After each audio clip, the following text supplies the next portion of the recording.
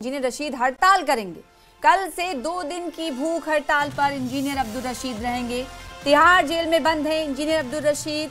इस वक्त सजा काट रहे हैं इंजीनियर अब्दुल रशीद। और अब बड़ी खबर ये आई है कि इंजीनियर अब्दुल रशीद दिल्ली ब्लास्ट को लेकर भूख हड़ताल करेंगे। तिहाड़ में भूख हड़ताल करेंगे। बारामुल्ला से रुकने पार्लियामेंट, बारामुल्ला से चुने गए एमपी इंजीनियर अब्दुल रशीद इस वक्त सजा काट रहे हैं, तिहाड़ जेल में बंद हैं। और दिल्ली ब्लास्ट के बाद अब उन्होंने फैसला किया है कि 2 दिन का वो भूख हड़ताल करेंगे। बारामुल्ला से सांसद चुने गए और इस वक्त वो तिहाड़ जेल में कैदोबंद की सौबतें झेल रहे हैं। और इस बीच उनकी तरफ से ऐलान किया गया है कि कल से 2 दिन की भूख हड़ताल उनकी तरफ से की जाएगी। और ये भूख हड़ताल दिल्ली में हुए ब्लास्ट को लेकर है।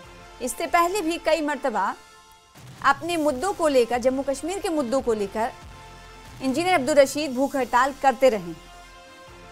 और एक बार फिर से उन्होंने दिल्ली ब्लास्ट को लेकर भूख हड़ताल करने को लेकर फैसला लिया है। और ये भूख हड़ताल उनकी कल से शुरू होगी।